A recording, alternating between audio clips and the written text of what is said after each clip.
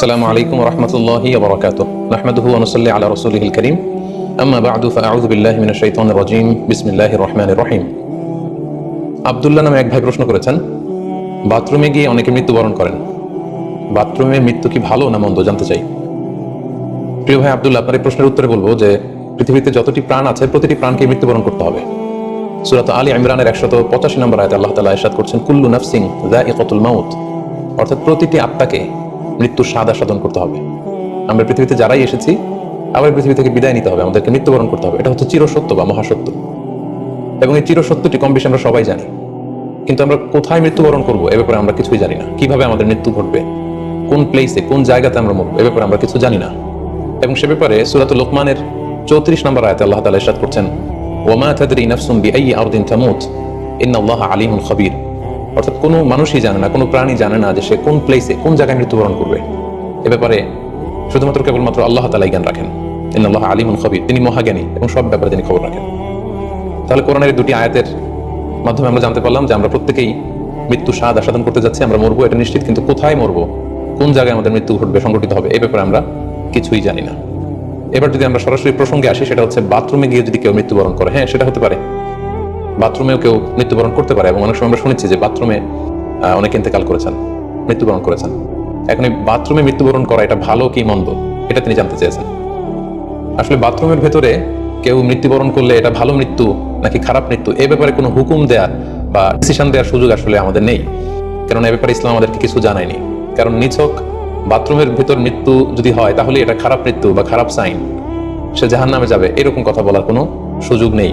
নিছক একটা নির্দিষ্ট জায়গায় কারণ মৃত্যুর কারণে এটা খারাপ মৃত্যু বা ভালো মৃত্যু বলে আসলে কোনো ধরনের সিদ্ধান্তে আসা যায় না।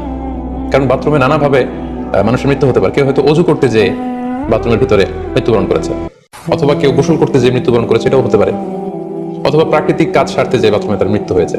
এর কোনোটির ক্ষেত্রেই এই মৃত্যুটি খারাপ মৃত্যু এভাবে কোনো সিদ্ধান্তে আসা যাবে না। সিদ্ধান্তে আসা যাবে এভাবে, অথবা ধারণা করা যাবে, প্রবল ধারণা করা যাবে এভাবে যে সে তার জীবনটা কিভাবে কাটিয়েছে। তিনি যদি ইমানের উপর থাকেন, ইস্তেকামতের উপর থাকেন, আল্লাহ এবং আল্লাহ রাসূলের উপর দৃঢ় বিশ্বাসের উপর থাকেন, তিনি যদি সৎ কর্ম করে থাকেন এই পৃথিবীতে, তাহলে তার বিদায়টা, তার মৃত্যুটা ভালো মৃত্যু হয়েছে বলে আমরা প্রবল ধারণা রাখতে পারি। কিন্তু কে জান্নাতি হবে আর কে জাহান্নামী হবে এ ব্যাপারে শুধুমাত্র আল্লাহ তাআলা ডিসিশন দিতে পারেন। এক্ষেত্রে অনেকে একটি হাদিসের মিস ইন্টারপ্রিটেশনের কারণে এই ধরনের ধারণা করে থাকতে পারেন, যে হাদিসটি সহিহ বুখারীতে এসেছে। আল্লাহ হাবিব সাল্লাল্লাহু আলাইহি ওয়াসাল্লাম বলেছেন, ইন্নামাল আমালু বিল খাওয়াতিম, অর্থাৎ মানুষের কর্মফল নির্ধারিত হয় তার শেষ কাজের উপর ভিত্তি করে। তার শেষ জীবনটা যদি ভালো হয় তাহলে তার মৃত্যুটা ভালো হয়েছে বলে ধরা হবে। এই হাদিসের মিস ইন্টারপ্রিটেশনের কারণে অনেকে হয়তো ধারণা করতে পারেন যে বাথরুমের ভেতরে কারণ মৃত্যু ঘটলেই সেটা খারাপ মৃত্যু। আসলে ব্যাপারটি এমন নয়। হাদিসে যে বিল খাওয়াতিম বলা হয়েছে, এর ব্যাখ্যা এসেছে যে বিল খাওয়াতিম মানে হচ্ছে মা ইয়ামালুহু ফি আখিরি হায়াতি, সেটা শেষ জীবনে কি কাজ করেছে সেটার উপর ভিত্তি করে তার মৃত্যুটা ভালো নাকি খারাপ এটা নির্ধারিত হবে। অনেকের এমন হতে পারে যে জীবনের শুরুতে তিনি ইসলামকে মানতেন না, আল্লাহকে বিশ্বাস করতেন না, কিন্তু শেষ জীবনে এসে তিনি বিশ্বাসী হয়েছেন, তিনি সৎকর্ম করেছেন এবং সেটার উপর অটল থেকেই তার মৃত্যু হয়েছে। সেক্ষেত্রে আমরা প্রবল ধারণা করতে পারি এবং আশা করতে পারি যে তার মৃত্যুটা ভালো হয়েছে। কিন্তু নিছক বাথরুমের ভেতরে যদি কারো মৃত্যু ঘটে এই কারণে এটা ভালো মৃত্যু নাকি খারাপ মৃত্যু সেই সিদ্ধান্তে আসা যাবে না। তবে কোরআন সুন্নাহ আমাদেরকে কিছু আলামত বা সাইন দিয়েছে। এই সাইন বা নিদর্শনগুলো খেয়াল করে আমরা বুঝতে পারি যে কারণ মৃত্যুটা ভালো মৃত্যু হয়েছে নাকি খারাপ মৃত্যু হয়েছে। সেক্ষেত্রে শুরুতে আমরা আলামাতু সুইল খাতিমা, কারণ মৃত্যুটা খারাপ কিনা বা মন্দ মৃত্যু বা মন্দ বিদায় কিনা সেটা আমরা শুরুতে শুনবো। সেক্ষেত্রে আমরা যদি কোরআন সুন্নাহর দিকে তাকাই তাহলে দেখবো যে কোরআন সুন্নাহ আমাদেরকে জানিয়েছে কেউ যদি আত্মহত্যা করে মৃত্যুবরণ করে তাহলে এটা আমরা বলতে পারি যে এটা একটা খারাপ মৃত্যু ছিল। কারণ আল্লাহ রাসূল সাল্লাল্লাহু আলাইহি ওয়াসাল্লাম ইরশাদ করেছেন, সহিহ বুখারীতে এসেছে, মান কাতালা নাফসাহু বিশাইইন উযিবা বিহি ইয়াউমাল কিয়ামা, যে ব্যক্তি তার নিজেকে যেই জিনিস দিয়ে আত্মহনন করবে বা আত্মহত্যা করবে কিয়ামতের দিন তাকেই শাস্তি দেওয়া হবে। লেটস সে কেউ যদি ছুরি দিয়ে স্ট্যাবিং করে তার প্রাণ হনন করে, জাহান্নামে সে কেবল জাহান্নামের ছুরি দিয়ে নিজের পেটের ভেতরে এরকম ছুরিকাঘাত করতেই থাকবে, এটাই হবে তার শাস্তি। কেউ যদি বিষ পানের মধ্যে দিয়ে সুইসাইড করে তাহলে জাহান্নামে তার শাস্তি হবে জাহান্নামের বিষ খেয়ে খেয়ে সেই কষ্ট বা শাস্তি ভোগ করবে। কেউ যদি গলায় দড়ি দিয়ে বা ওড়না পেঁচিয়ে গলায় ফাঁস লাগিয়ে সুইসাইড করে তাহলে আল্লাহ রাসূল সাল্লাল্লাহু আলাইহি ওয়াসাল্লামের হাদিস অনুযায়ী জাহান্নামে সে গলাতে শুধু ফাঁস লাগাতেই থাকবে। তাহলে আল ইন্তিহার মানে সুইসাইড, আত্মহত্যা করে যদি কেউ মারা যায় সেক্ষেত্রে আমরা বলতে পারি যে এটি খারাপ মৃত্যু ছিল, মৃত্যুটি ভালো ছিল না। তাছাড়া কোনো ব্যক্তি যদি কবিরা গুনাহ সম্পাদন করা অবস্থায় ইন্তেকাল করে, লেটস সে কেউ মদ পান করা অবস্থায় তার মৃত্যু ঘটেছে, কিংবা ব্যভিচার করা অবস্থায় তার মৃত্যু ঘটেছে, কিংবা কারো উপর সে জুলুম বা অত্যাচার করছিল, এরকম বড় কোনো কবিরা গুনাহ সম্পাদন করা অবস্থায় যদি কারো মৃত্যু ঘটে যায় সেক্ষেত্রে বলা যেতে পারে যে মৃত্যুটি খারাপ ছিল। পাশাপাশি বাবা মা যদি কোনো ভ্যালিড কারণে সন্তানের অন্যায়ের কারণে সন্তানের প্রতি রেগে থাকেন এবং ওই অবস্থায় যদি সন্তানের মৃত্যু ঘটে তাহলে এটি একটি খারাপ মৃত্যু ছিল বলে ধারণা করা যেতে পারে। এবং স্বামী যদি তার স্ত্রীর প্রতি রেগে থাকে কোনো স্ত্রীর অন্যায়ের কারণে, এবং সেই অবস্থায় যদি স্ত্রীর মৃত্যু ঘটে, তাহলে এই মৃত্যুটি মন্দ মৃত্যু বা খারাপ বিদায় ছিল বলে আমরা ধারণা করতে পারি। সবশেষে বলবো যে কোনো ব্যক্তির মৃত্যুতে যদি গোটা মুসলিম উম্মাহ, মুসলিম কমিউনিটি আনন্দ প্রকাশ করে, উল্লাস করে, এটাও ওই ব্যক্তির খারাপ মৃত্যু ছিল বলে ধরে নেওয়া হবে। কারণ সবাই তার অন্যায় থেকে, অত্যাচার থেকে, তার অনিষ্ট থেকে বাঁচার জন্য চাচ্ছিল, তারা হাফ ছেড়ে বেঁচেছে।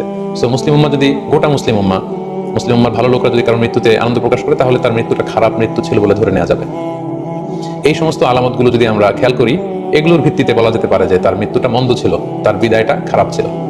এবার আমরা যদি হুসনুল খাতিমা অর্থাৎ ভালো বিদায়, কোনো ব্যক্তি যখন আমাদের থেকে বিদায় নিল, মৃত্যুবরণ করলো, তখন আমরা কিভাবে বুঝবো যে বিদায়টা ভালো ছিল এবং এই লোকটা আশা করি যে জান্নাতি হবে, এটা আমরা কিভাবে বুঝবো?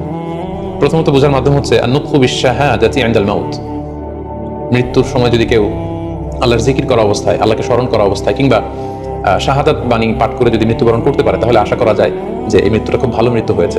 কারণ আল্লাহ রাসূল সাল্লাল্লাহু আলাইহি ওয়াসাল্লাম সুনানে আবু দাউদের এক বর্ণনায় ইরশাদ করেছেন, মান কানা আখিরু কালামিহি লা ইলাহা ইল্লাল্লাহ, যে ব্যক্তির শেষ বাক্য হবে লা ইলাহা ইল্লাল্লাহ, এবং এই কালিমাতুত তাইয়্যিবা এটা পড়ে যদি কেউ শেষ নিঃশ্বাস ত্যাগ করতে পারে, তাহলে সে জান্নাতে প্রবেশ করবে বলে আল্লাহ রাসূল সাল্লাল্লাহু আলাইহি ওয়াসাল্লাম আমাদেরকে সুসংবাদ দিয়েছেন। তাহলে মৃত্যুর আগে কালিমা পড়ে মরতে পারা এটা একটা সৌভাগ্যের বিষয় এবং এটা একটা ভালো সাইন। পাশাপাশি বিশ্বাসী ব্যক্তিরা, ইমানদাররা যখন মৃত্যুবরণ করে, তখন তাদের কপাল ঘেমে যায়। অর্থাৎ মৃত্যুর পরে মৃত ব্যক্তির কপালে হাত দিয়ে যদি আমরা দেখতে পাই যে কপাল ঘেমে আছে, সোয়েটিং, প্রচন্ড ঘামছে, এটা দেখেও আন্দাজ করা যেতে পারে বা ধারণা করা যেতে পারে যে মৃত্যুটা ভালো হয়েছে। কেননা সুনানে তিরমিজির বর্ণনায় আল্লাহ রাসূল সাল্লাল্লাহু আলাইহি ওয়াসাল্লাম ইরশাদ করেছেন, আল মুমিনু ইয়ামুতু বিআরাকিল জাবিন, বিশ্বাসীরা যখন মারা যায় তখন তাদের কপাল ঘেমে যায়। সো অনেক আল্লাহওয়ালা ভালো মানুষের মৃত্যুর পরে আমরা এটা দেখেছি বা শুনেছি যে ইন্তেকালের পরে তাদের কপাল ঘেমেছিল, এবং সেটা দেখে কিন্তু বোঝা যাবে যে মৃত্যুটা ভালো ছিল। পাশাপাশি জুমার রাতে যদি কেউ ইন্তেকাল করে, বৃহস্পতিবার দিবাগত রাতে, নিঃসন্দেহে সেক্ষেত্রে লোকটার ইমানদার হতে হবে, সৎ ব্যক্তি হতে হবে। সেক্ষেত্রে এটা একটা ভ্যালিউ অ্যাড করবে যে জুমার রাতে সে ইন্তেকাল করেছিল। রমাদান মাসে যদি কেউ ইন্তেকাল করে, এটা একটা খুশনসিব তার জন্য। পাশাপাশি হজের সফরে যদি কেউ, হজের যে দীর্ঘ সফর, এই সফরে যদি কেউ ইন্তেকাল করে, এটা একটা ভালো মৃত্যু বলে ধর্তব্য হবে। পাশাপাশি কেউ যদি জিহাদের ময়দানে শহীদ হওয়ার সৌভাগ্য লাভ করে, নিঃসন্দেহে এটা সবচেয়ে শ্রেষ্ঠ মৃত্যু। আল্লাহ তাআলার কাছে সবচেয়ে শ্রেষ্ঠ মৃত্যু হচ্ছে শাহাদাতের মৃত্যু, এবং শহীদের দেহ থেকে গড়ে গড়ে পড়া, মাটিতে পড়া যে রক্তের ফোঁটা, এই ফোঁটাটা আল্লাহ তাআলার কাছে খুব প্রিয়। সো নিঃসন্দেহে শাহাদাতের মৃত্যু এটা পৃথিবীর শ্রেষ্ঠতম মৃত্যু। এবং সৎ কাজ করা অবস্থায়, কোন আমলে সালেহ, ভালো কাজ করা অবস্থায় যদি কারো মৃত্যু ঘটে, লেটস সে কেউ তেলাওয়াত করছিল, হি ওয়াজ রিসাইটিং দ্য হোলি কোরআন, ওই অবস্থায় তার মৃত্যু হয়েছে, কিংবা রোজা মুখে ছিল, সেই অবস্থায় তার মৃত্যু হয়েছে, অথবা সেজদায় পড়েছিল, সেজদারত অবস্থায় তার মৃত্যু ঘটেছে, এগুলো হুসনুল খাতিমা অর্থাৎ ভালো বিদায় বা ভালো মৃত্যুর আলামত।